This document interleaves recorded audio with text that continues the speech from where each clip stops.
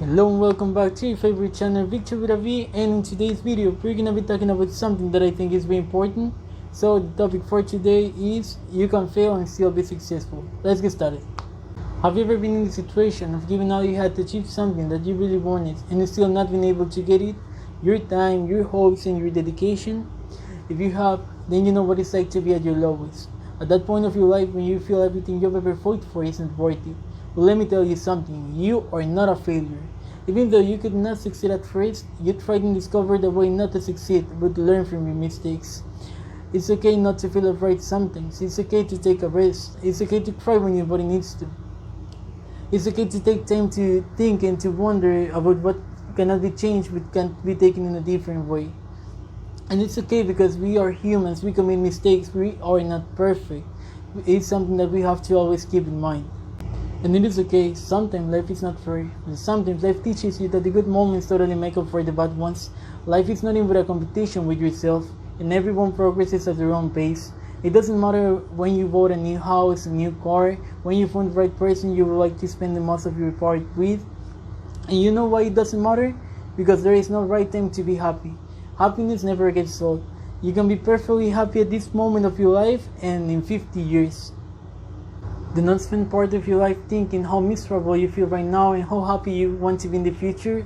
Because if you have that mindset of thinking that what you don't have right now justifies your happiness, you know what's gonna happen? You're gonna spend most of your life looking for happiness in the future and not feeling the moment right now.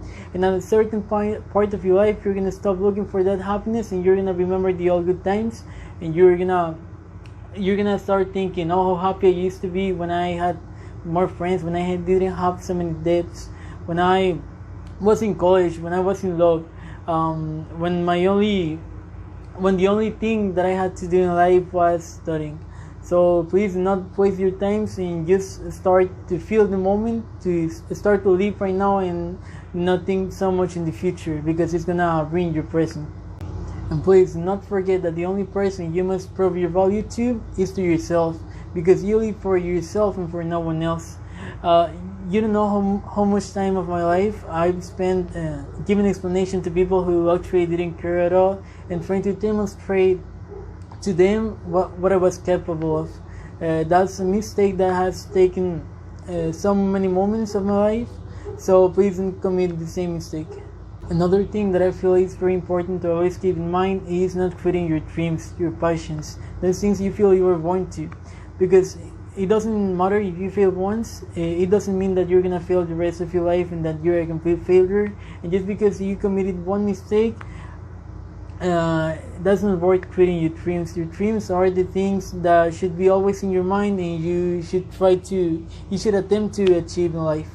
Let me give you an example. When I was in high school, I really wanted to participate in spelling bee contest because I felt that it was like a good thing to me. I was very positive about it, so I studied many days, many nights, just to have more possibilities to get a good place.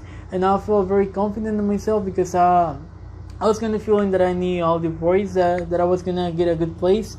So to my surprise, I was in the second round. That was very fast. I wasn't expecting it. So I remember that at that moment I felt emotionally broken, not because of the size of the achievement that I lost, but I felt like all my hard work wasn't worth it and that I was a failure. That's how I felt. So as expected, that was a bad experience for me, and time passed by real quick, and I got to college. And one day I remember that I was in the classroom normally in the first quarter, a period of 4 months. And a professor got to the classroom and told us that they needed 2 participants for the spelling bee in the university, and I was afraid I didn't want to participate. And since I studied in the bilingual system, in the classroom there are some very good students. Since we're in the classroom with the best English level, and I knew that there were people that knew more than I did, so I was panicked that I didn't want to participate. And I remember that we would have to do the ones that were going to participate, they would have to do like an intern contest in the classroom, and it would be like 1 day per week. They would do like a little contest, and after 2 months, the two people who get the biggest amount of points were the ones that were going to participate. So the first day of that, right, and the professor asked the ones that were going to participate to stay in the classroom, and I didn't. I went to the library of the school, and because I was resigned, I didn't want to participate. So, but I had already jot my name down. So the professor called me when I was in the library, and he asked me if I wasn't going to participate, and I was panicked, but I don't know why my body automatically answered that I was going to participate. So I went to the classroom, and that day it was pretty much a good experience. I did it pretty well. So long short story, after 2 months of studying real hard, because we knew the boards that were going to be in the contest, but they were like a lot, they were like 2,000 or something like that. Okay, so that day arrived, and I was one of the two selected, one of the two people which points were the biggest ones. So I got my place in the contest in the university, and I was studying like crazy. I would study like 3 hours per day for that. I mean, I was very busy at that time because, you know, in university, in college, things are very difficult sometimes.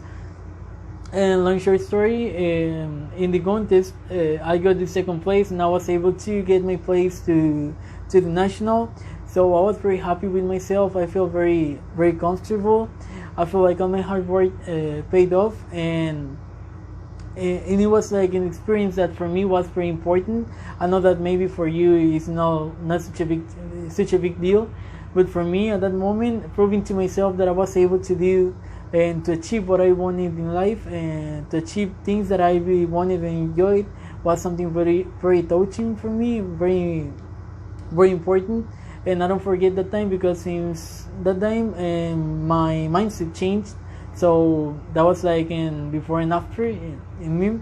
Now I feel more confident with myself. I've already proven to myself in the past that I can achieve those things that I want. So every time that I have something to do in life, like important decisions, I do them with the heart and using the brain, of course, the head. So I don't panic. I try to go straight forward to get it. And so that was like a very little experience for myself. So let's get back on track. So with that being said, do whatever it takes in life to achieve your goals. It doesn't matter how many times you fail, but finally you will get to the point where you can achieve. As Mark Twain once said, the two most important days in your life are the day you're born and the day you find out why. So that was it for today's video. As you can see, I wanted to do kind of a motivational speech, and I think I did it pretty good.